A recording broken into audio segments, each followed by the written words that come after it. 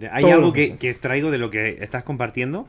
El primero y más interesante es que el insights principal salió de ChatGPT. Ajá. El segundo es que tuviste la valentía de salirte del camino que generalmente está como encuadrado dentro de la industria, ¿no? Las cosas hay que hacer así, hay que vender los racionales del producto, etcétera, etcétera. Y te saliste del camino y eso hizo que el impacto fuera, pues mucho más grande, ¿no? Y luego que usaste uno de los principios que tiene Elon Musk, que siempre comparte, que es lo mismo que puedes hacer y conseguir en 3 meses, si te lo propones, lo puedes hacer en 3 semanas. El cómo sí hacerlo. Y posiblemente pues tienes que cambiar la metodología, la herramienta, el sistema, incluso las personas de cómo conseguirlo. Y pues lo conseguiste, así que felicidades. No tuvo que ser fácil, pero seguro que fue divertidísimo. Fue muy divertido y me parece que como que hay como diría, un tema que todo el mundo cree que la inteligencia artificial es un bicho de siete cabezas, etcétera, etcétera. Quien lo hace complejo somos nosotros, Definitivamente. porque no sabemos utilizarlo. Entonces la Definitivamente. competencia es saber utilizarlo.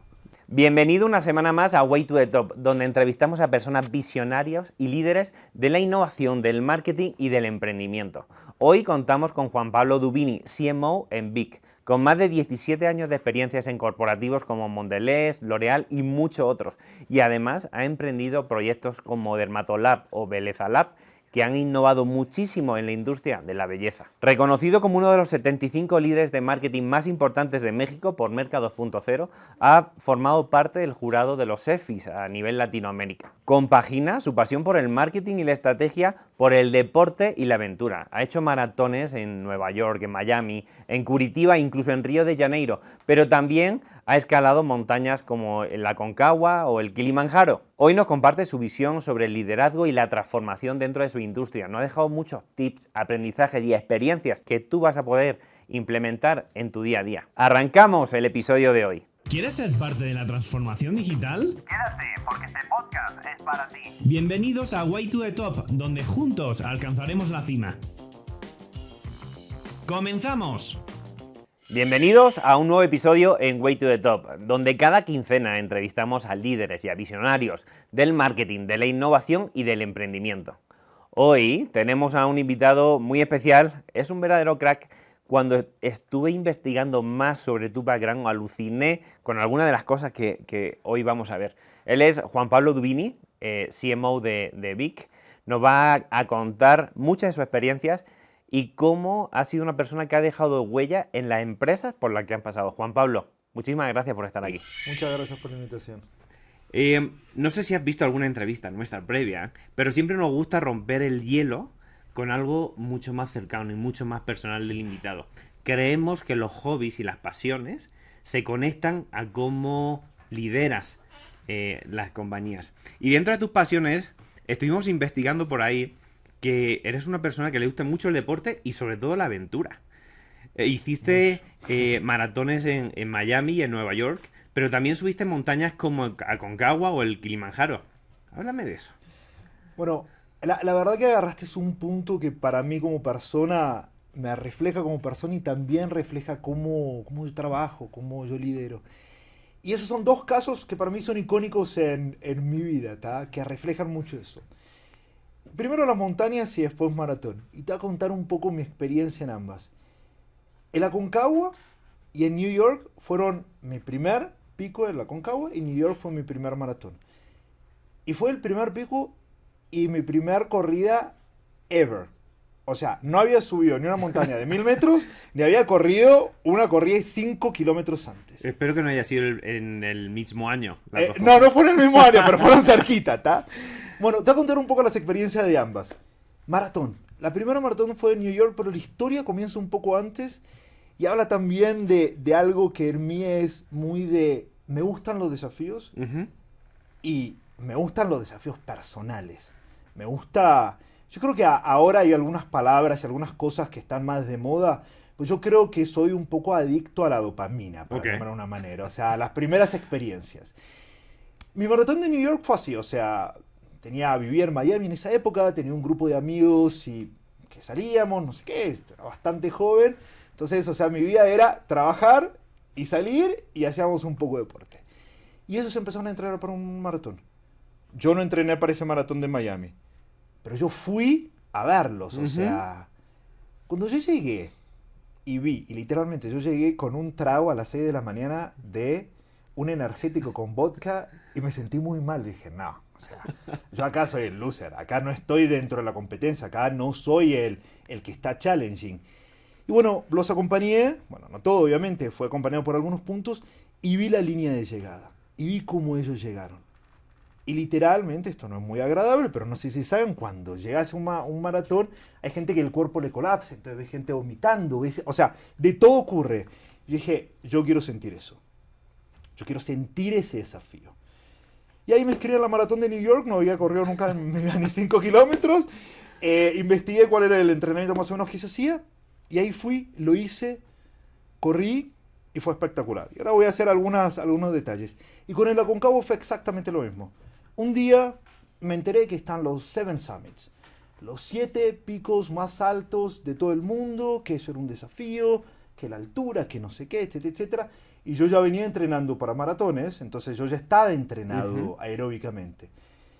Y en esa época estaba casado y me dije, ¿qué vamos a hacer para mi cumpleaños? Yo me dije, vamos a la Aconcagua, o sea, mejor programa imposible. Dijo, bueno, vamos. ¿Y qué es lo que aprendí en ambas experiencias? Que eso es lo que también se refleja un poco en cómo lidero, cómo trabajo.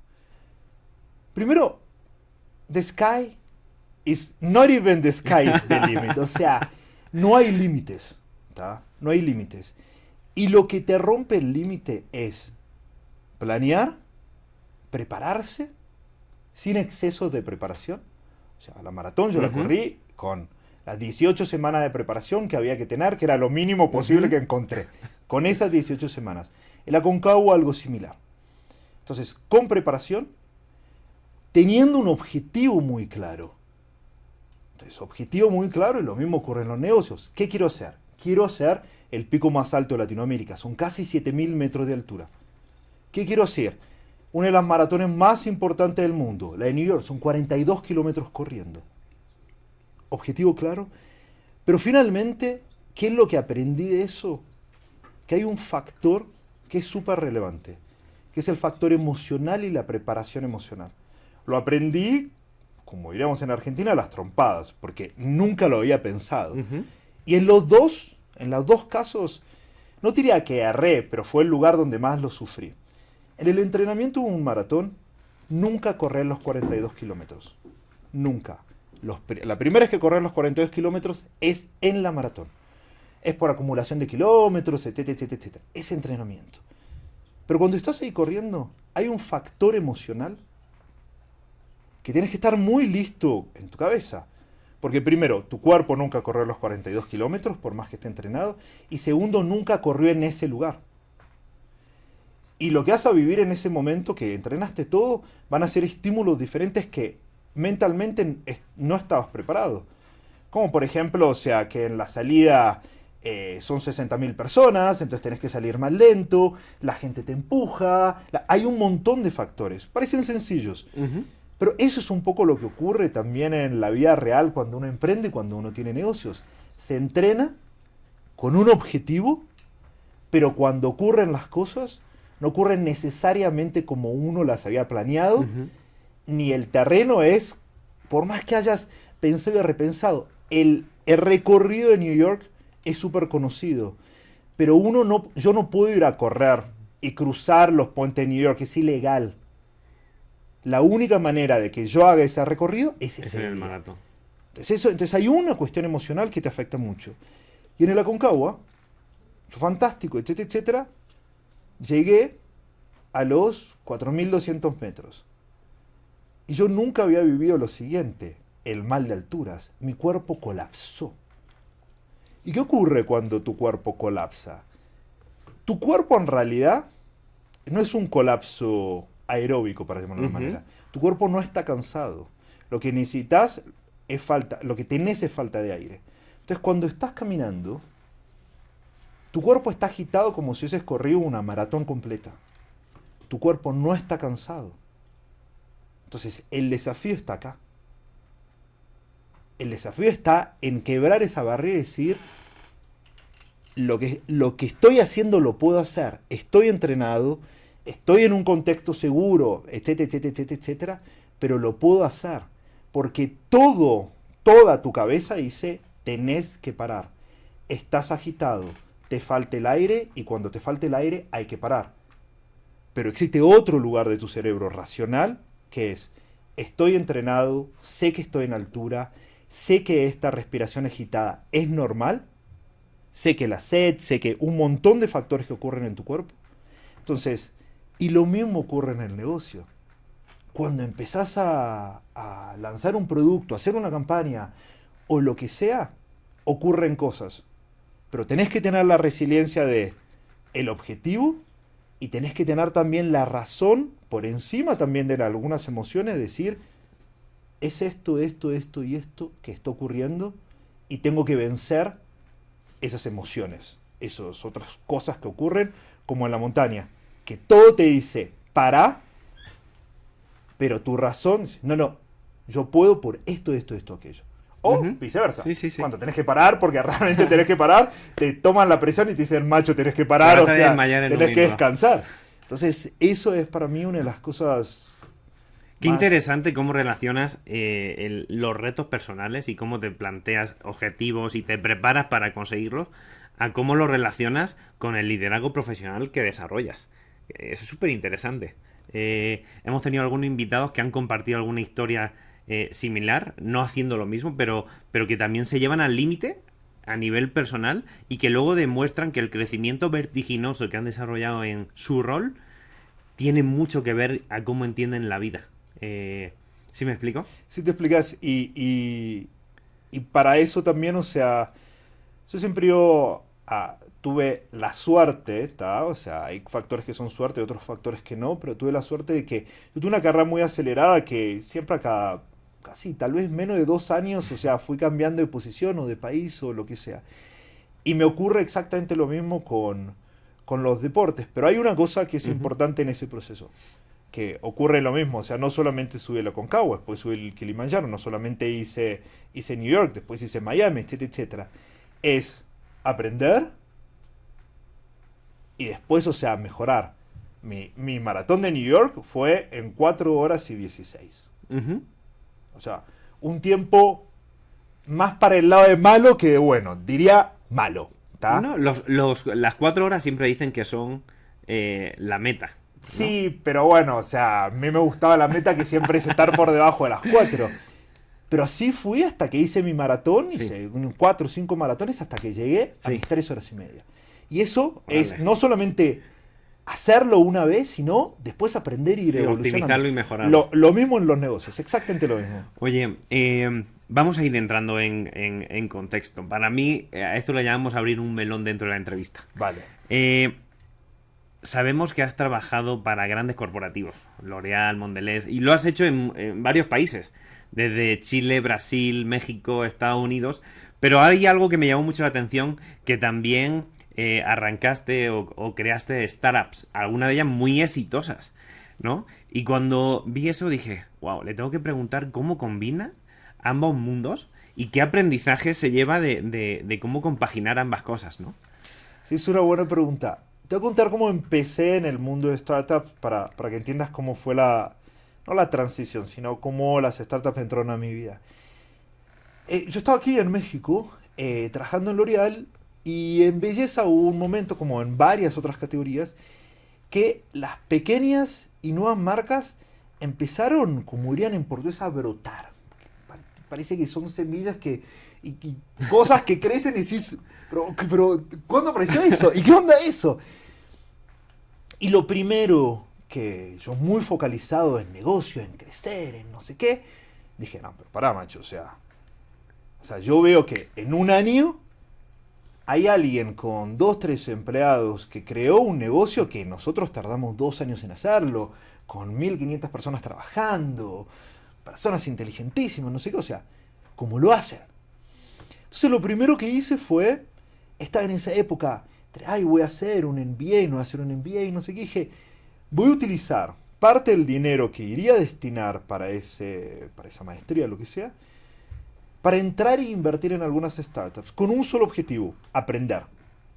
Punto. Eso fue mi proceso de pensamiento. Y empecé a meter en startups, me di cuenta que en realidad no necesitaba ni siquiera invertir porque ahí fue la primera vez que entendí que había valores de mis competencias que en el mercado eran apreciadas. Entonces, de un día para otro, no de un día para otro, pero después de un tiempo estaba en algunos consejos de startups. Y empezó mi camino entendiendo de cómo, con el objetivo de cómo hacían para tener un proceso mucho más ágil que en la compañía en donde yo trabajaba en ese momento, para traerlo a la compañía. Eso era mi objetivo, punto. Y ahí me empecé a dar cuenta que, primero, era mucho parte del perfil de las personas que estaban trabajando. Y segundo, el tipo de proceso y el tipo de oportunidades y cómo las personas creaban a alta velocidad. Entonces ahí traje muchos de los learnings de lo que hoy se llama Agile, etcétera, etcétera, que en esa época no tenían tantos nombres tan fancy, sinceramente era, no sé, revisar, era un mindset de pensamiento muy emprendedor y que tengo que reconocer que estaba trabajando en L'Oréal y L'Oréal es una compañía, yo soy muy fanático de las culturas de las compañías y me gusta, las culturas de las compañías normalmente están correlacionadas, y perdón, voy a hacer un paréntesis, están correlacionadas con el inicio de la compañía. Y el inicio de la compañía L'Oréal fue un químico que hizo una gran fórmula de tinte de cabello y que la expandió. Era un emprendedor. Hay compañías que nacen de fusiones, adquisiciones, etcétera, etcétera. Entonces era un emprendedor y el espíritu de emprender en L'Oréal y de crear es muy fuerte. Entonces, regresando a esto, fue muy fácil, o sea, implementar algunos procesos para agilizar. Pero me quedó el bichito de decir, el mundo de startups es un mundo de oportunidades, hay mucha gente haciendo mucho dinero. Entonces, ¿cómo hacerlo? Y ahí empecé a emprender.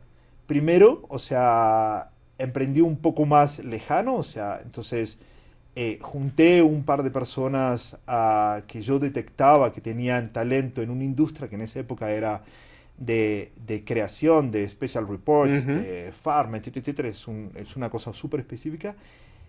Y a los 18 meses éramos los principales publishers de Forbes en México. Dije, wow, esto está bueno. Y lo puedo hacer. Y lo puedo balancear. Y ahí independiente, o sea, para ir a tu pregunta que fue cómo lo balanceo es, yo soy una persona y voy a utilizar una cosa que usa un líder en Brasil, que él habla de ritual, rutina y ritmo. ¿Tá? Y yo soy muy reglado, tengo muchas reglas sobre los tiempos aplicados en mi día y para mí lo más preciado es el tiempo. Entonces, cada cosa que hago, pienso en el tiempo que estoy invirtiendo. Para mí es una inversión. Yo soy economista. Entonces, todo en mi vida es dónde invierto mis cosas, mi tiempo. Todo es una inversión. Juan Pablo, háblame de las 3 R's que acabas de decir. Me parece increíble. Ritual, rutina y ritmo. Sí. O sea, la voy a mezclar un poco todas, pero voy a explicar un poco eso, cómo se refleja en un día. Voy a regresar un poco al ejemplo de los maratones. O sea, para correr un maratón es el perfecto ejemplo de ritual, rutina y ritmo. ¿Por qué? Porque yo me tenía que despertar. Mi cuerpo funciona mejor para hacer aeróbicos más tarde a la noche. ¿Tá? Para hacer anaeróbicos a la mañana. Lo fue aprendiendo mi cuerpo. Entonces, yo me tenía que despertar muy temprano a la mañana para ir a trabajar, para poder, para tener la comida. O sea, yo era un trainee, entonces no tenía gente que me ayude en nada. Entonces tenía que cocinarme a la mañana, etcétera, etcétera. Entonces yo tenía todo mi ritual que comenzaba desde la mañana para separarme el alimento que tenía que tener, porque es muy importante para correr y no sé qué, para preparar mi día, para ir a trabajar, estar todo el día trabajando y al final del día, entrenar y hacer, y así, and repeat. ¿Tá? Entonces, si pensás en rutina, ritual y ritmo, es un poco eso, es la rutina de hacer una actividad rutinaria, o sea, de repetir, así como el cuerpo, la mente, o sea, aprenden la repetición y evolucionan en la repetición. El ritual, que es algo un poco que para mí, o sea, si hablas de rituales normalmente te lleva a casi una religión, ¿tá? Es eso, es la parte emocional de lo que te contaba de la Es la parte de cuando te partes a la mañana, cuando estás preparando tu lunch para llevártelo a la oficina, no es para alimentarte solamente, es para correr los 42 kilómetros en 3 horas y media. Es para eso. Ese ritual es para eso. O sea, ¿Estás mentalizado? Está mentalizado para eso. O sea, estás haciendo el arroz y en el arroz lleva, no sé, como la carga energética, no sé cómo lo quieras llamar, pero en eso. Y ritmo. Ritmo. ¿Por qué? Porque no podés dejar la toalla caer en ningún momento. Tenés que mantener ese ritmo. Tenés que mantener ese foco y con ritmo. ¿Tá? El ritmo marca un pace, ¿no? Y los objetivos, los challenges, volvamos al ejemplo del maratón.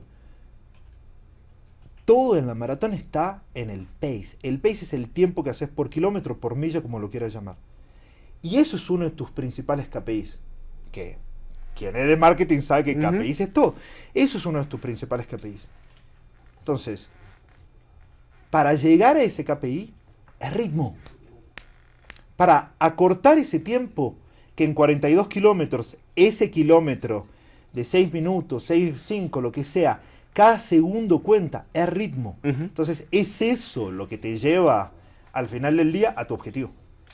El principio de las 3 R's de Juan Pablo Dubini.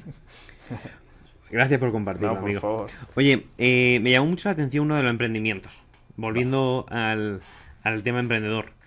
Porque yo vengo de ahí también, entonces me interesan mucho. Y gran parte de la audiencia, pues muchos de ellos son emprendedores también, ¿vale? Beleza Lab. Es una compañía que está en una industria súper competitiva, como es la industria de la belleza, y que trabaja bajo un pilar que es el data driven, ¿no? Para generar estrategias. Quiero entender de dónde salió el origen, la necesidad, el por qué crearla y cómo eres capaz de competir en una industria tan difícil. Quiero contarte la historia de Beleza Lab porque la historia de Beleza Lab es interesante, ¿tá? Empieza así. ¿Tá? Beleza Lab, la idea no fue mía. Había otras compañías. ¿Qué hace Beleza Lab? ¿Qué hacía? Porque, o sea, ya fue ¿Ya vendida. habrá pivotado? Sí, ya pivotó, etcétera, etcétera. Pero voy a hablar de ese instante y ahora vas a entender la evolución. Beleza Lab hacía ratings and reviews, entonces reseñas de productos de belleza. ¿Está? ¿Cómo nace Beleza Lab? Beleza Lab nace imitando un modelo de negocio que había en Francia. Boutet Test. Punto. No era más que eso. Pero ¿qué ocurre en el medio? ¿Cómo funcionaba ese negocio? El negocio era básicamente, vos agarrás, o sea, las compañías te contrataban, vos envías productos a consumidores, los consumidores los recibían, hacían sus reseñas en un website específico y quedaban ahí y eso te arranqueaba, te daba premio del mejor producto de belleza, etcétera, etcétera, etcétera. Perfecto. ¿Qué ocurre? Empezamos todo el desarrollo y literalmente a los 2 meses de que empezamos a lanzarlo medio MVP, empieza la pandemia. Pero había un punto de la tesis de esto, que era, porque vos, ahora yo te hablo de ratings and reviews y decís, ¿quién se mete en un website? Si lo tenés en Amazon, lo tenés en Mercado Libre, lo tenés en millones. Y además generan un poder y una influencia de compra enorme. O sea, yo solo compro en función de los reviews y ratings que hay. No solamente comprás, sino haces un montón de cosas. Los ratings and reviews están all over the place, en toda nuestra vida. O sea, cuando vas a un hotel, yo soy super last minute. Yo, para escoger un hotel, o sea, miro los reviews, etcétera, etcétera. O sea, pero no lo escojo si no pase determinadas calificaciones. Regresando a Beleza Lab, entonces, la tesis era que en Brasil la penetración de e-commerce era muy baja, entonces ni siquiera Mercado Libre en esa época tenía ratings and reviews. Tenía reviews de los vendedores, no de los productos. ¿Va? Entonces, parecen ages atrás. Estoy hablando de 5 años atrás. 5. Entonces, imagínate todo lo que el mercado evoluciona. Y cuando empieza la pandemia y e-commerce explota, los ratings and reviews junto con eso, entonces, vaya, ¿y ahora? ¿Qué hacemos? O sea, como que toda la tesis del producto se cae. Pero lo que descubrimos en ese momento también, fue un poco desafiándonos, fue que con los ratings and reviews, el programador había encontrado una forma, para simplificar, de aparecer muy rápidamente en la página número 1 de Google. ¿Va? ¿Y cuál es el mayor deseo de las compañías? Que su producto esté en la página número 1 de Google. Entonces, empezamos a vender eso. Dejamos de vender el hecho de que eran ratings and reviews y que la gente se iría a meter para ver lo que opinan otros consumidores, y sí empezamos a venderle a la compañía y decir, ¿querés estar en las primeras 3 semanas de lanzamiento, que tu producto esté como número 1, no número 1, estamos normalmente en 2 o el 3, que tu producto esté y que la gente cuando clique vea todas sus opiniones de consumidores, etcétera, etcétera? Y eso fue lo que terminamos vendiendo. Fue un pivot súper grande. Pero lo que terminó ocurriendo es que no pudimos competir contra Amazon y Mercado Libre con los ratings and reviews, y todas las compañías empezaron a evolucionar mucho en el SEO. Pero lo que teníamos en realidad era una buena tecnología, pero no teníamos capacidad de escalarla, y está muy focalizada en belleza. ¿Y qué es lo que terminamos haciendo? O sea, lo que terminamos haciendo es focalizándonos en la generación de datos, ¿tá? Porque cada persona que dejaba un review, nosotros teníamos literalmente 98 descripciones de la persona. Sabíamos edad, color de piel, género, qué productos usaba, de skincare, maquillaje, cabello, etcétera, etcétera, etcétera. Entonces teníamos la mayor base de datos correlacionada con los productos que ellos usaban y con la opinión de los productos que ellos usaban. Entonces nos transformamos en una máquina de información. Información de estudios de mercado. De estudio de mercado, First etcétera, party etcétera. data. Exactamente. Wow. En el momento que cerraron el First Party Data, cerraron la canilla del First Party Data. Long story short, lo que terminó ocurriendo con esa compañía, vendimos la tecnología diría para un instituto de research mediano que nos hizo firmar 7.500 NDA, que nunca podíamos decir que, o sea, 5 personas habían creado esa tecnología y que ellas la habían comprado. Entonces hoy Belleza Lab sí está ahí, porque cuando firmamos el NDA tuvimos que mantener el negocio público, pero vendimos la tecnología. Por eso Belleza Lab, si entras, el último producto que tiene un review me parece que tiene 2-3 años. Órale. Eso Qué interesante, qué historia más interesante. Y cómo se pivota, en las compañías. Pero es parte de cuando tienes y lanzas un emprendimiento. Y siempre que quieres ser innovador y pionero, pues es lo que pasa. Oye, me encantaría ir entrando de lleno al rol que tienes hoy en Vic. Vale. Una de las cosas que me llamó muchísimo la atención, que me inspiró y dije, tío, le tengo que preguntar, pero ya para mí, para saber lo que... Cuando empezaste con Vic, conseguiste duplicar el negocio del e-commerce en Vic en pocos meses. O sea, no sé cómo lo hiciste. Me encantaría saber tu estrategia. Es que voy a hablar más que no de Vic e-commerce, sino de e-commerce. Para mí e-commerce, es más, voy a hacer un paso para atrás. Una de las cosas que me ayudó también a entender del e-commerce fue el segundo emprendimiento, que después de Belleza Lab, con todos esos datos, dije, bueno, yo soy un experto en belleza, tengo muchos datos del consumidor brasilero, creé mi marca, ¿tá?, de skincare. Que la marca skincare es una marca 100% data driven. Dermatolab. Dermatolab. 100% data driven. 100%. 100%. Es todo lo que hacemos y cómo fue creada desde el inicio, fue data driven. Entonces ahí aprendí mucho de e-commerce, porque no tenía, o sea, aprendí mucho de e-commerce. Aprendí mucho en L'Oreal y aprendí mucho emprendiendo de e-commerce. Y cuando llegó a Vic, o sea, y una de las cosas que aprendí de e-commerce es lo más importante de e-commerce. Obviamente sí es tener un producto, ni siquiera es tener un súper buen producto. Un producto razonable, o sea, o hasta puede ser menos que razonable. Pero son los básicos. Son exactamente los básicos. ¿Cuáles son los básicos? Entonces, ¿cuáles son los básicos de e-commerce? Uno es, primero, ¿dónde? Vamos a hablar de las cosas más básicas. ¿Dónde estoy? ¿Cómo estoy? ¿Cómo es la logística por detrás? Y mucho la parte promocional. ¿Tá? Para mucho simplificar. ¿Dónde? Escoger si voy a estar en marketplaces, 1P, 3P, o voy a estar vendiendo directamente, es el primer choice. ¿Tá? ¿Por qué es eso? Hacer mi comparación con Dermatolab versus la comparación con Vic.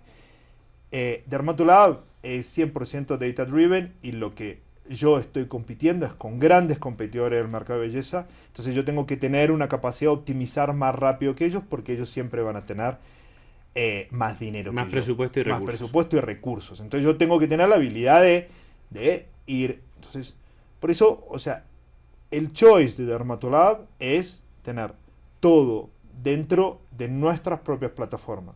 Llámalo Shopify, Nubenjob, como quieras. Pero eso hace que tengas todos los datos.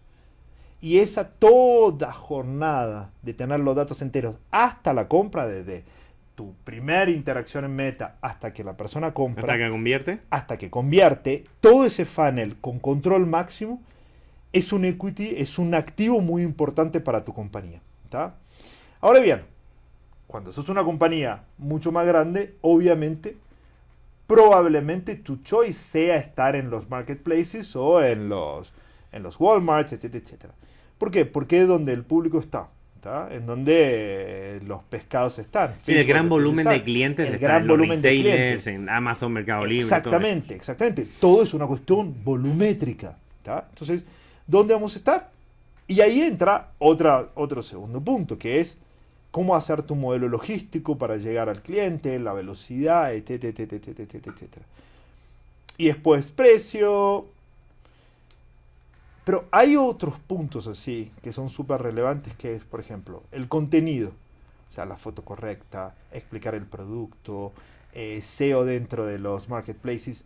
Todos esos son los básicos. Ujú. ¿Tá? Y la data tú la valoras muchísimo. Yo la Porque de data- ahí realmente es lo que te hace entender el negocio, saber dónde hay un cuello de botella, si hay algo que el KPI que estás generando pues realmente no es tan bueno como el que tienes esperado y por eso pues el ROAS que tienes no es tan bueno como el que quieres. No, el ROAS es Exactamente. la rentabilidad por cada peso invertido, para que la audiencia lo Sí. entienda. Sí, sí, sí. No, entiendo. Pero para mí es un reto el tener tu propio marketplace y poder competir con otros donde ya hay el volumen de personas, de audiencia comprando productos. Exactamente. Y ahí está un poco para mí el desafío. ¿Tá? Y decías, ¿cómo hiciste para doblar el negocio? Hubo una parte simple, entramos en Mercado Libre, no estamos en Mercado Libre. Y teníamos un desafío en Vic, uno de nuestros principales desafíos es que nuestros productos tienen un ticket muy bajo. ¿Tá? Un bolígrafo, un paquete de bolígrafos de 10, que nosotros le decimos blister de 10, o sea, te cuesta 30 y pocos pesos. Pero con 30 y pocos pesos no pagás ni el costo de envío.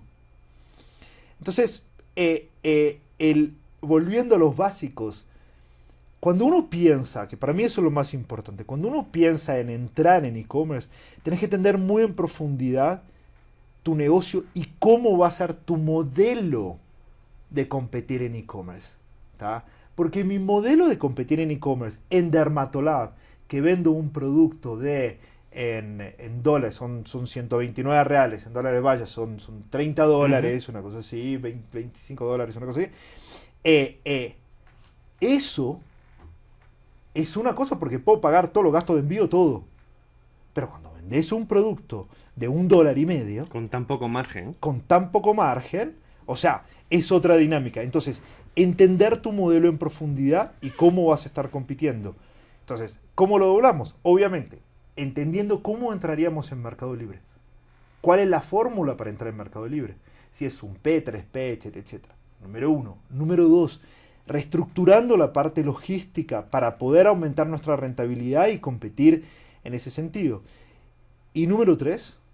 Una de las cosas importantes es lo que decías, es muy focalizado en datos y principalmente en no perder el foco en rentabilidad. E-commerce es un arma de doble filo. ¿Por qué? Porque todo el mundo entra en e-commerce pensando que, ¡ay! Es barato. Ponete un Shopify de $10 por mes, no sé qué. E-commerce es caro. Es muy caro. Porque la logística, porque Lo que te saca Amazon, lo que te saca Mercado Libre, lo que te saca la tarjeta de crédito, lo que te saca todo el mundo. Todo el mundo saca un poquito. Hasta Shopify saca un poquito. Entonces, es muy importante entrar y tener mucho foco en el ROAS. Y ahora, ROAS es, o sea, para repetir, es a cada un peso invertido en advertising es return on advertising. Cada un peso que invertimos en advertising, ¿cuántos pesos recibimos de venta? Yo creo que la industria entera. Para mí el ROAS por debajo de 4 No te merece la pena. ni llames al financiero para que te haga el P&L o tus cuentas de resultados. Estás perdiendo dinero. Sí. Estás perdiendo dinero. Conozco marcas que tienen ROAS inferior a 4 y solo lo hacen como inversión de marketing por posicionamiento en el marketplace, no por generar negocio. Ellos me dicen, mira, aquí estamos moviendo el producto, pero no estamos generando negocio. Pero sabemos que debemos de estar porque nos posiciona siempre que alguien va a buscar y lo tienen como un presupuesto más de marketing, incluso que de ventas. Pero definitivamente en un negocio de e-commerce el ROAS es el papá. Es el papá.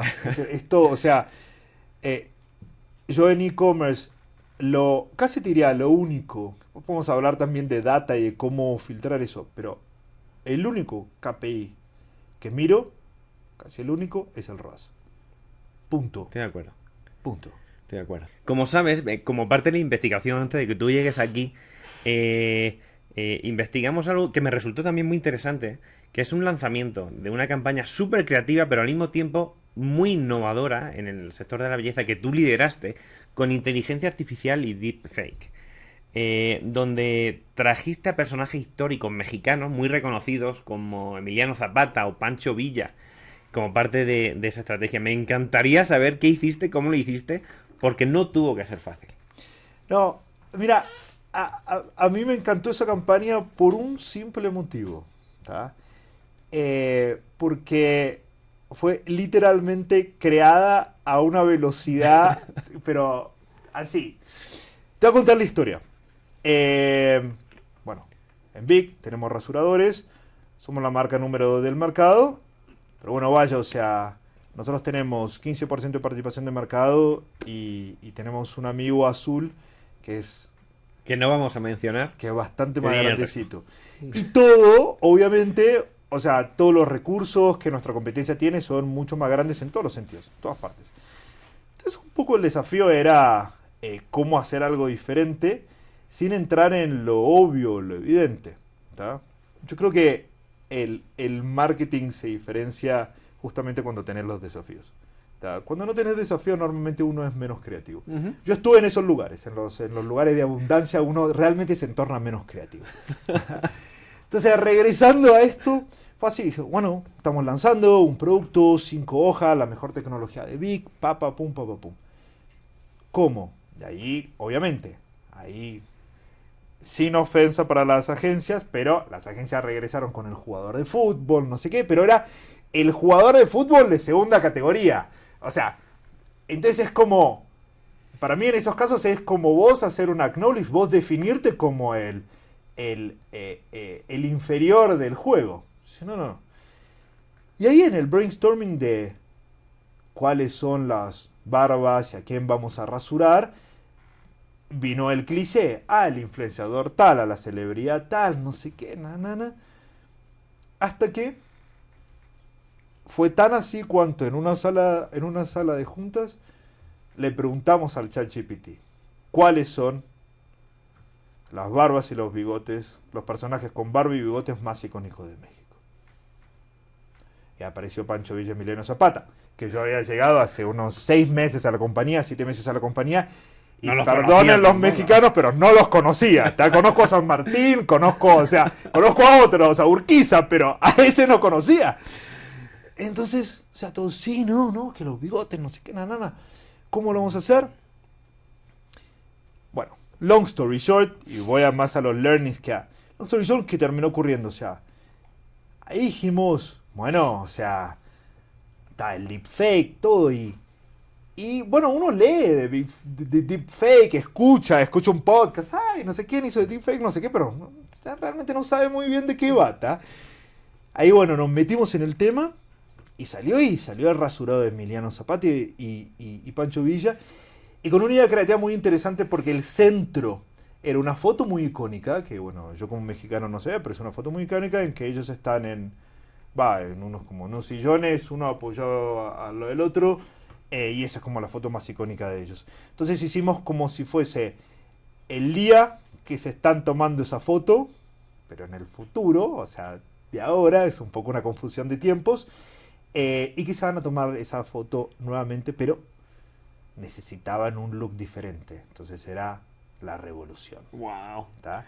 Y fue lanzado en el Día de la Revolución. Entonces hubo mucha conexión y lo hicimos exactamente en 2 semanas.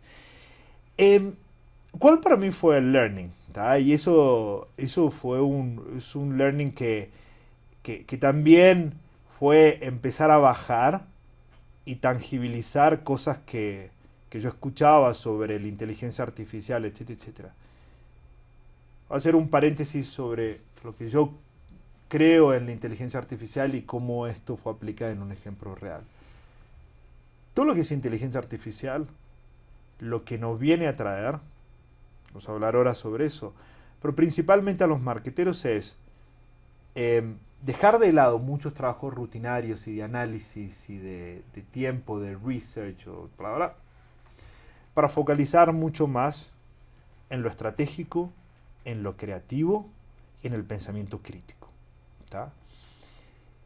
Y nos devuelve una cosa que es muy importante, que para mí yo soy el número 1 fanático de la inteligencia artificial y de todo eso, que es el tiempo. ¿Qué es lo que te devuelve? Es el tiempo. Lo que antes tardabas en hacerlo muchos días o muchas horas, cualquiera, estamos hablando de un análisis, lo puedes hacer mucho más rápido. Estamos hablando de una reducción de redacción de un guión, lo puedes hacer mucho más rápido. Lo mismo ocurre en varios pilares. Y este ejemplo, esta campaña, es un ejemplo perfecto para eso. 2 años atrás,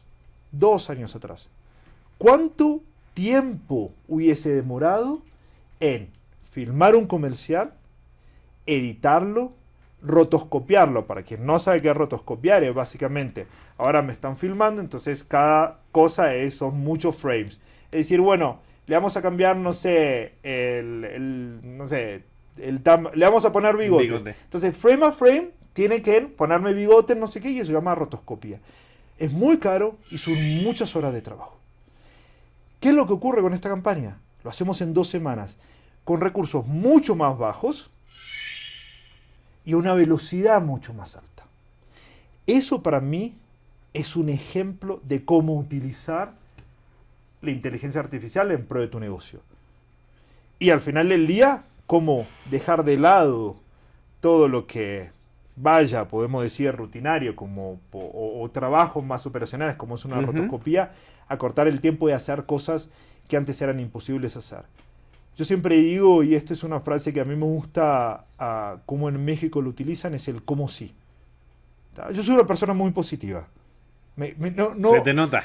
O sea, literalmente me irrita, me hace mal la negatividad.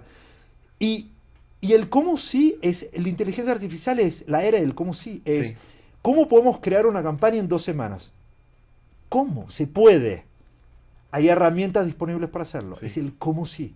El resultado de la campaña fue que, por el nivel de creatividad e innovación, tuvimos el primer día 12 millones de views, que obviamente le habíamos puesto un poco de miedo, o sea, cortamos porque dijimos, wow, o sea, wow. Y muchos, y esto abiertamente, decían, no, pero hay muchas críticas diciendo sobre si los personajes históricos, no sé qué.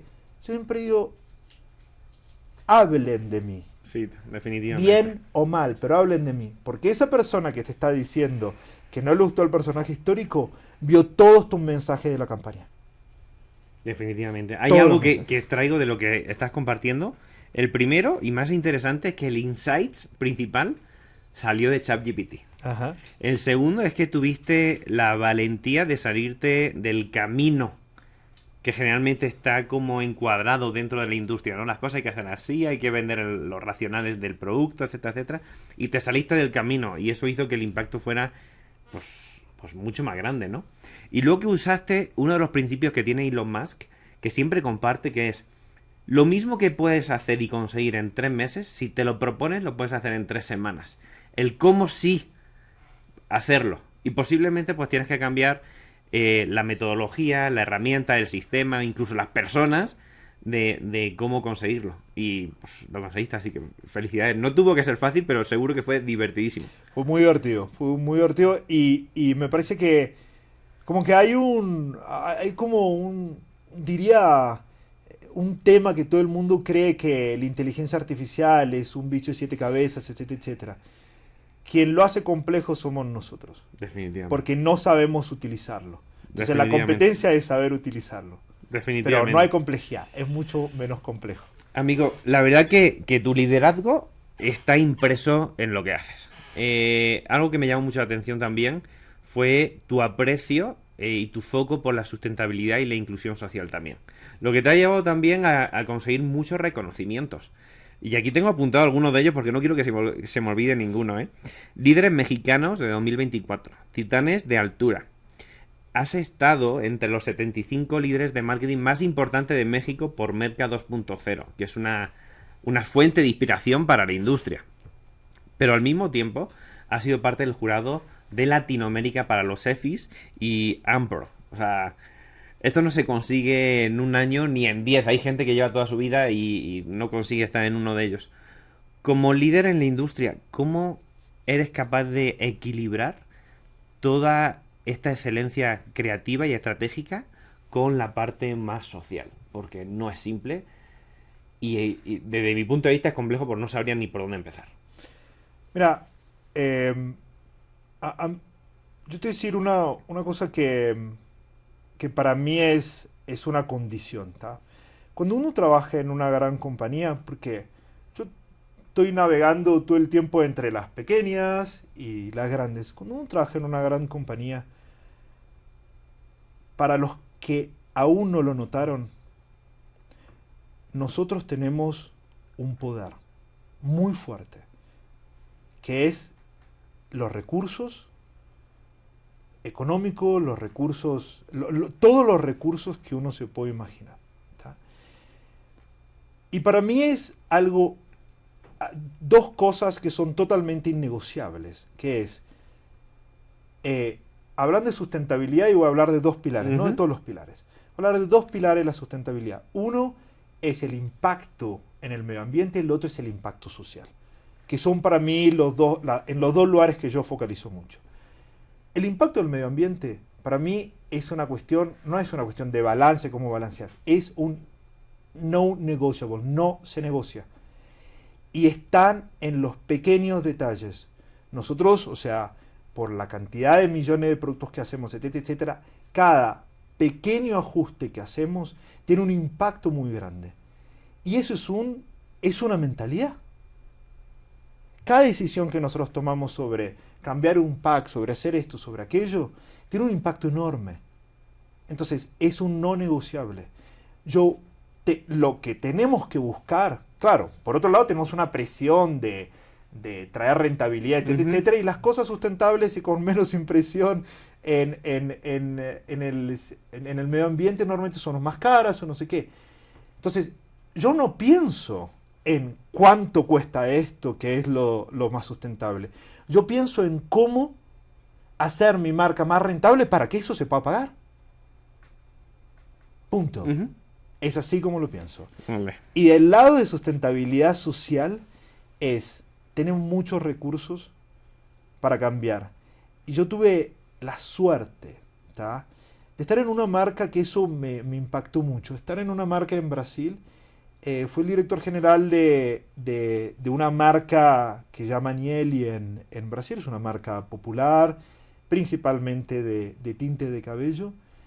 Y un proyecto que era pequeño, que yo casi esas cosas que uno se entera por casualidad cuando empieza a trabajar en una marca, que era una pequeña escuela que enseñaba a mujeres a hacer algunas cosas básicas de salón. Y ahí fue cuando realmente aprendí el impacto que podemos tener socialmente. Cuando fui a entregar el título de esa escuela, ¿tá? Era un proyecto que era muy pequeño y me invitaron y dijeron, bueno, si querés puedes venir tal día a entrar el título. Y dije, ay, pucha, es en el medio de una comunidad, es un poco peligroso llegar allá, no sé qué, etcétera, etcétera. Son cosas, o sea, que respeto mucho, pero también respeto mucho mi integridad física, entonces hay que cuidar un poco eso. Y cuando llegué vi el impacto y la transformación que estamos teniendo en la vida, y esto ya ocurrió como unos 6, 7 años atrás, eso fue uno de mis principales focos a partir de ahí. Hice crecer esa escuela.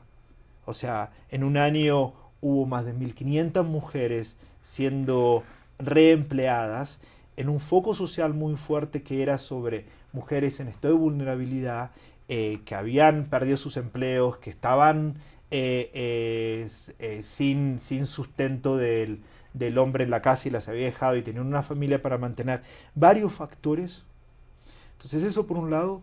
Y por otro lado, hablando de diversidad, y hay una gran persona que me hizo una escuela de diversidad, que fue Elena, después, o sea, la voy a taguear, que ella es una experta en diversidad, es una mujer negra que creció en su carrera muy fuerte y hoy es la líder de diversidad de Nubank a nivel global. Órale. Y ella me enseñó cómo hacer una integración, no solamente en los equipos, sino también en las marcas de diversidad de raza. Porque de género en L'Oréal éramos muy buenos, o sea, pero de raza era algo que aprendimos. Y fuimos, o sea, en Nieli teníamos el 50% de los empleados, o sea, de color. Fuimos una de las primeras marcas en Brasil en utilizar personas, o sea, parece muy loco, pero personas de color en sus comerciales no se utilizaban tanto. Y hasta tener en algunas campañas personas, o sea, trans, etcétera, etcétera. Entonces fue un proceso muy fuerte de inclusión, tanto social como de diversidad. Qué interesante. Oye, gracias por la apertura y por contar esta historia, esta experiencia. Juan Pablo, nos estamos acercando ya al final de la entrevista. Vale. Pero no quiero dejar algunas cosas que creo que pueden aportar mucho valor a la audiencia que nos escucha. A lo largo de tu carrera, has tenido el privilegio, porque yo lo veo así, hay gente que dice, ha sido un marrón y no sé cómo finalmente me adapté mi vida a eso, pero has tenido el privilegio de trabajar en diferentes mercados, con diferentes culturas y en diferentes países. ¿Cómo crees que eso ha beneficiado a ti como persona, también en tu carrera, y qué aprendizajes te ha dejado? Lo que más aprendí, que está muy correlacionado con mi persona, es a la adaptabilidad. Pero en términos de negocio voy a decir una cosa muy cliché, que es el consumer centricity, ¿tá? Que es poner al consumidor en el centro. La musculatura que desarrollé estando en diferentes países es llegar y tener un ojo totalmente virgen. ¿Por qué? Porque uno llega y no entiende la cultura, no sabe, ve una marca por primera vez, ve todo por primera vez. Y ese ojo fresco es súper relevante. Entonces, la capacidad de ponerte en lugar de un consumidor cuando no sos del país te ayuda a desarrollar una cosa que es ponerte sin tener ningún sesgo del pasado. Nosotros vivimos llenos de sesgos, ¿tá? O sea, estudiamos mucho el mercado, entonces siempre creemos cosas. Entonces, ¿cómo balancear ese sesgo? ¿Cómo tener la capacidad de mirar las cosas por primera vez y tener la creatividad y ponerse en el lugar del consumidor? Pero por otro lado, tener los menos sesgos posibles. ¿Los sesgos te refieres a las creencias o a los juicios de cada quien? Okay. Cuando digo juicio de cada quien es esto. Voy a decir el típico error del marketero. Yo no lo compraría. Bueno, macho, pero probablemente, o sea, si estás en una silla de marketing, estás en el 1, 2, 3% de esta población, porque muy pocos pueden estudiar, muy pocos pueden llegar en una corporación tan grande que sabe inglés, sabe francés, no sé qué, nada. Pero, o sea, aquí el 70% de la población es de clase C para abajo. Entonces no es sobre vos. Es sobre entender a la persona a la que le vas a vender. Y es sobre ponerte en esos zapatos, sin tus sesgos. Sí. Y posiblemente Y ni forme entenderlo. parte del target en sí. Oye, dijiste algo muy interesante, que dices que lo llevas aplicando hace muchos años y ahora es algo que está en tendencia. La gente se volvió loca a mitad de 2024 en México por realizar estrategias de customer centric, ¿no? Y empezar a utilizar tecnologías o soluciones de omnicanalidad que te permite saber mucho más del consumidor, poniéndolo en el centro y que independientemente de sea online, sea offline, sea una plataforma o sea otra, conocer infinitamente mucho más al consumidor. Tú que vienes de generar y de crear startups muy alineadas con data, pues para ti te ha venido de manera natural. Ajá. Pero al mercado pues no ha llegado...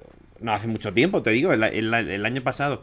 Tú sabes, creo que te conté que lidero un hub de innovación y desde el año pasado me empezaron a pedir muchos directores de marketing soluciones que automaticen mucho más el conocer al consumidor y cómo eso está conectado a... Oye, ¿qué pasa? Quiero saber cuándo ese consumidor compra en tienda física, cuándo lo hace a través del chatbot, cuándo lo hace a través de las redes sociales, a través de social commerce, o cuándo lo hace en mi e-commerce, ¿no? Y tenían toda esta data separada, desorganizada, sin una trazabilidad del usuario, o sea, como que era un desorden en casa, ¿no? Y empezaron a demandarla, pero veo que tú lo traes esto de hace muchos años, así que felicidades, no es fácil, ¿eh? No, no es fácil y yo diría que ¿cuál es el foco? Si puedo dar un consejo, ¿cuál es el foco en este momento? Unir los datos y colectar los datos cada día va a ser más fácil, porque el problema era, bueno, capacidad de tecnología, etcétera, etcétera. Y todo eso va a ir aumentando y sigue aumentando y minuto a minuto está aumentando. Pero, ¿qué es lo que yo también me super focalizo? Es en las competencias que nosotros como marketeros tenemos que tener. Esto es en un momento único. O sea, hay marketeros, totalmente contra decir, el trabajo de marketing está desapareciendo, no sé qué. Para mí es exactamente lo contrario. Es donde la capacidad humana de pensamiento crítico, creativo, etcétera, etcétera, es mucho más relevante que eso. ¿Por qué? Te voy a dar un ejemplo de AI. Este ejemplo es cliché, bueno, para mí es cliché porque ya lo escuché un par de veces, que es, si uno le pregunta a ChatGPT, si Bill Gates, ¿cuándo Bill Gates trabajó en Apple? Te va a responder que trabajó no sé en qué año. Porque hubo un empleado que llamó Bill Gates que no tiene nada que ver con Bill Gates. ¿Pero qué ocurre? No hay un pensamiento crítico. La pregunta que yo te estoy haciendo es si el Bill Gates de Microsoft trabajó. Pero ChatGPT no sabe eso. ¿Tá? Es un ejemplo muy banal, pero es ese el valor agregado. Entonces estamos en el momento en donde el pensamiento crítico y la creatividad ganan un destaque mucho mayor. Voy a dar otro ejemplo. Hay un caso que para mí es fantástico, que es, si uno piensa en audiencias, tenemos toda esa información. La información te devuelve audiencias y lo puedes súper targetizar, súper todo. Pero si vos estás en un nicho y te dicen, bueno, el target es hombres, ingleses, que viven en un castillo, etcétera, etcétera. Si vos comparás los dos targets, puede ser el Príncipe Carlos o Ozzy Osbourne. Y vaya. O sea, no le puede vender las mismas cosas a ambos. Entonces, el pensamiento crítico es extremadamente importante y pensar que toda esa información, por detrás de esa información hay humanos. Hay humanos comprando, que tienen emociones, que tienen etcétera, etcétera. Entonces, balancear mucho la información, saber cuáles son los KPIs que uno tiene que seguir, un poco bromeamos, pero en e-commerce es ROAS. Si te metes en e-commerce hay 7 millones de KPIs. Entonces, tercerizar todo lo que puede ser trabajo rutinario, tercerizar en inteligencia artificial, en tools, en tech, eso, focalizarse en lo que va a traer valor agregado a nosotros como marketeros y pensar en el cómo sí y pensar en que hoy podemos ser mucho más de lo que un marketero era 20 años atrás. Un marketero 20 años atrás creaba campañas. Hoy, si estás en una compañía de seguros, antes el que hacía todo era el actuario. Hoy, con toda la información, probablemente sea más relevante el de marketing que está creando productos ultra customizados, etcétera, etcétera. Entonces, literalmente, o sea, puedes ir a caminos infinitos. Infinitos. Sí, pero es mucho más complejo ser marketero ahora, porque antes hace 20 años, Ajá. tú tenías la radio, tenías la tele, llegabas al volumen de tus clientes, fuera tu target ideal o no, pero tenías esos medios, ¿no? Era como un poquito más simple. Ahora tienes muchos targets, tienes 1000 plataformas o sistemas que puedes utilizar para llegar a ellos.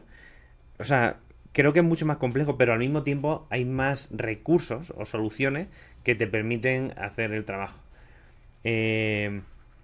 Has dicho algo también muy interesante y te comiste una pregunta que me la has dicho increíble, que era las tres habilidades que sí o sí debían tener los marketeros a la hora de diseñar una estrategia de marketing, ¿no? Y lo comentabas. Te voy a hacer una pregunta que a mí me la hacen continuamente y quiero saber tu opinión. Mm.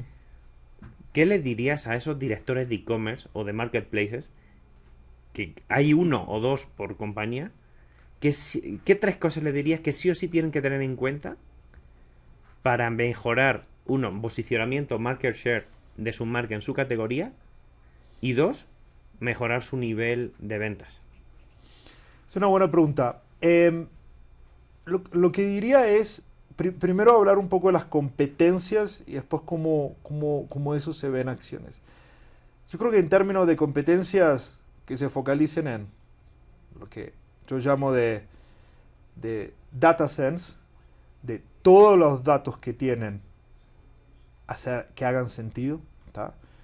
Simplificando, tienen información, sepan escoger cuáles son los KPIs claves para seguir. No se pierdan, porque el exceso de información hace que perdamos el foco, que perdamos el Aconcagua, ¿tá? Que nos quedemos atrapados en, pero la conversión no sé qué, nada. No perdamos el foco que es vender, que es, o sea, o si es un objetivo de marketing, no sé, lo que sea tu Aconcagua. Uno. La parte de tech, de utilizar toda la tecnología que tenemos disponible para eliminar las rutinas. O sea, 2-3 años atrás, el digital shelf, o sea, cómo está tu anaquel digital, es súper importante. Lo podés transformar, podés escoger las tecnologías para eso. Y finalmente, un poco de lo que a mí me gusta mucho hablar de, y en este mundo digital, es fail fast, fail forward. O sea, errar, pero errar hacia adelante. O sea, errar aprendiendo. Y rápido. Y rápido. Y eso se conecta con el primer punto de los datos. Eso es lo que te va a dar datos de cuando, o sea, ok, de los errores, pero también de los aciertos, ¿tá?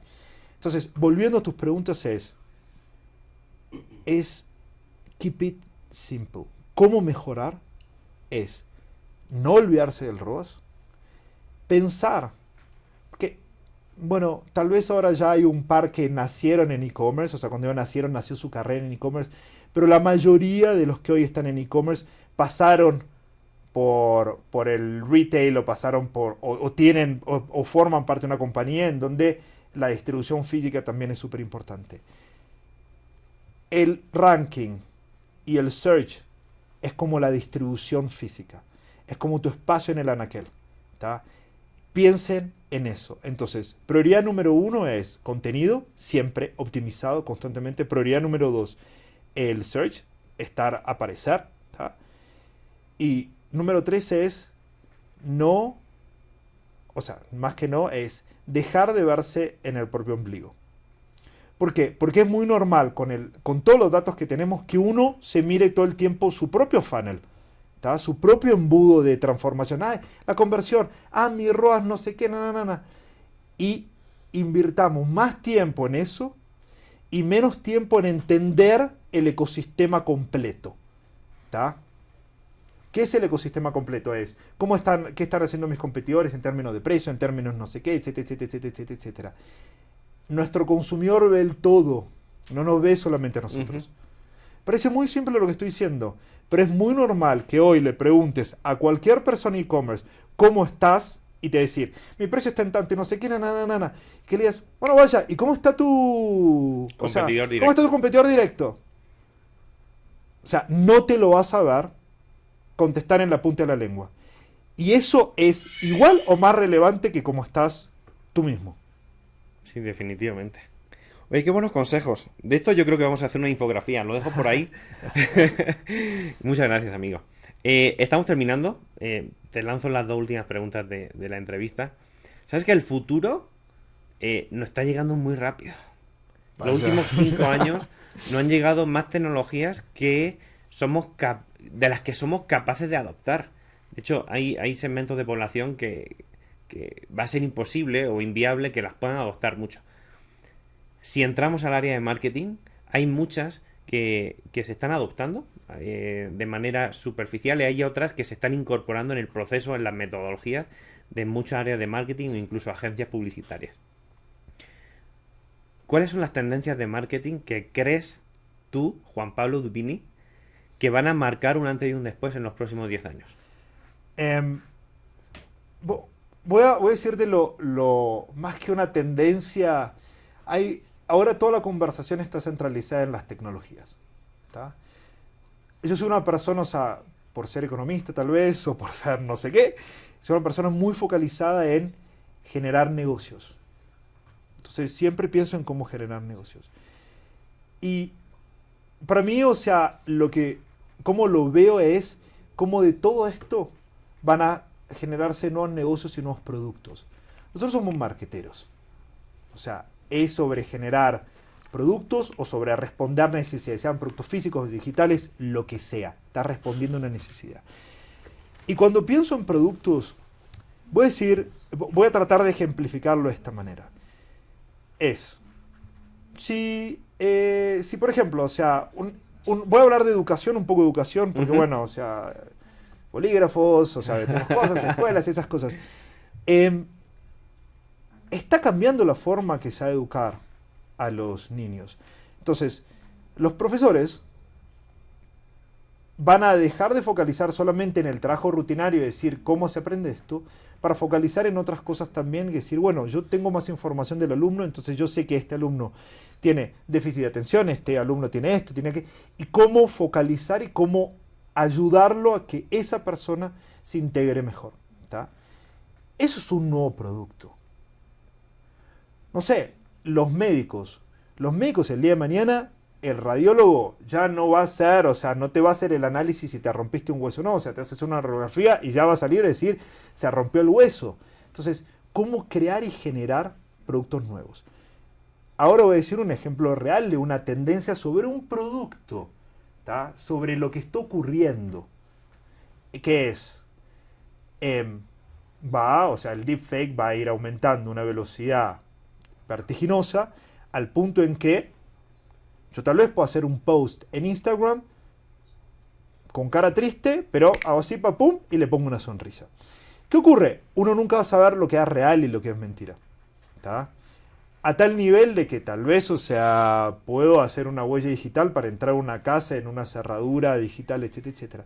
Entonces, un producto que está siendo generado es cómo detectar lo que es real y no es real, porque la gente va a querer saber eso. Eso es un producto, eso es una necesidad que va a aparecer. Entonces, volviendo a las tendencias, es entender con toda esta tecnología que está entrando cuáles son las nuevas necesidades que van a aparecer. A un año atrás nadie te hubiese dicho una necesidad que yo tengo es saber si esta foto de Instagram la persona está sonriendo o no. Bueno, va a existir esa necesidad. Entonces, en cada una de las industrias que participamos es cómo entender la necesidad que va a aparecer o el producto nuevo que puedo crear con esta tecnología disponible. Cuando apareció la electricidad, aparecieron las luces y mucha gente perdió su empleo, pero generó mucho más la electricidad de lo que fue perdido para la economía. Estamos en un momento de cambios cuánticos. Entonces, lo que va a generar esto va a ser mucho más de lo que se va a perder. Entonces, focalizarse en eso que se va a generar y en ese producto que va a aparecer o en esa satisfacción o cumplir una necesidad que va a tener el nuevo consumidor. Porque va a ser nuevo. Qué interesante, porque te adelantas al mercado. Tanto Exactamente. es así que muchas veces vas a generar un producto sobre una necesidad que existe pero que todavía no lo saben. Exactamente. Por eso te digo, o sea, increíble. cuando me puse a pensar en esas cosas, y no es un pensamiento mío, o sea, de varias lecturas, es de, sí, va a ser cierto, o sea, si yo soy amigo tuyo y yo veo un post en Instagram que vos estás sonriendo, a mí me va a gustar saber si está realmente sonriendo o no está realmente sonriendo. ¿Se entiende? O sea, Está cañón. Y luego la diferencia, y bien lo comentabas como segunda tendencia, de la diferenciar entre las imágenes o los vídeos que son reales a los que son creados por inteligencia artificial. Ya se están creando algunas tecnologías y están en modo prueba. Algunas porque están dejando una huella invisible sobre el contenido en sí. Y hay otras que van sobre el iris de las personas. Que está corriendo sobre la blockchain, lo han detenido en varios países de Europa, pero lo están volviendo a implementar progresivamente porque es una necesidad que apenas estamos viendo en la punta del iceberg, ¿no? Exactamente. Pero qué dos buenas tendencias. Mil gracias. Amigo, estamos terminando la entrevista. Yo lo he disfrutado muchísimo. Me quedaría hacer otra entrevista más porque te tengo muchas preguntas, pero ya llegamos al fin. Te agradezco muchísimo el tiempo, la dedicación, pero sobre todo la apertura, el que hayas compartido con nosotros, con la audiencia, tanto conocimiento, tanta experiencia, tanto aprendizajes, porque lo que queremos en este podcast es que la gente tenga inspiración en personas que han vivido, han afrontado retos de todo tipo, que se han caído, pero que se han levantado y lo han hecho con más fuerza y más ganas que nunca, y de una manera creativa, estratégica e innovadora como lo has hecho. Vale. Y en la próxima invitación te cuento todos mis fracasos. Porque Bueno, de algún lugar aprendí, ¿ah? se sumarán. Tendremos que dejar algo para la quinta temporada. Exactamente. ¿Dónde te puede encontrar la audiencia? Me voy a encontrar en Instagram o principalmente en LinkedIn con mi nombre, o sea, mi Instagram es JP Dubini y en LinkedIn soy Juan Pablo Dubini. Juan Pablo Dubini o JP Dubini, no se lo pierdan porque seguro que va a dejar mucha huella y mucho conocimiento por allá. Te agradezco de nuevo muchísimo tu tiempo. Esto ha sido todo por hoy en Way to the Top.